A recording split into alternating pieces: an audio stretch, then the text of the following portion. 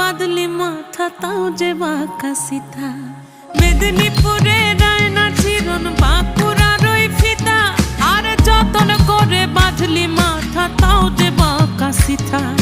পেছ পাড়িয়া রাজগো